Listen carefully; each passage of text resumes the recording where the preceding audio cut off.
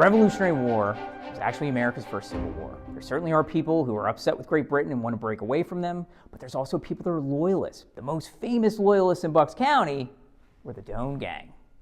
The Doans were made up of over 60 members from multiple states. Some of them certainly were family members, but there's men and women from all over working together in a network. What are they doing during this period of time? Let's look over here. They're actually spies. They're spying on George Washington's army, delivering that information to the British in Philadelphia or New York.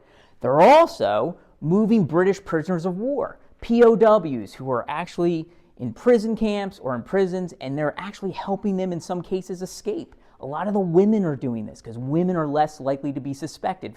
This is Hannah Tomlinson, Doan Gang member, who actually did this. She moved over 100 British POWs during that period of time. The other thing, the thing that they're most famous for, though, is robberies. The Doans robbed the Bucks County Treasury, large amount of silver in 1781, only a few days after the Battle of Yorktown. But why are they doing all of this?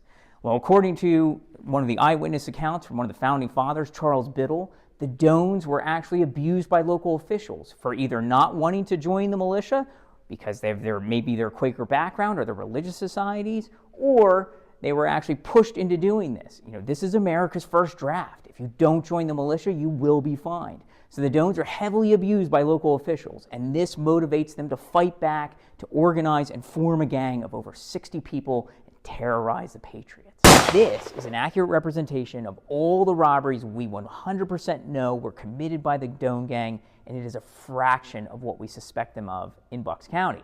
The truth is, they're motivated politically. They are only robbing militia members or tax collectors loyal to this new Patriot cause, and the reason they're doing that is all these funds are being used to help George Washington fund the Revolutionary War. How do we view them today? Well, here in Bucks County, we actually mark their grave sites with graves that say an outlaw. But in Canada, under British rule for a long period of time, the Doans are heroes. If you were to visit Aaron Doan's grave, you will find bronze plaques on it. They hold yearly ceremonies where the mayor comes out. They play bagpipes. They dress in costume. So the question is, are the Doans villains? Are they heroes? Is it something much more complicated and in the middle?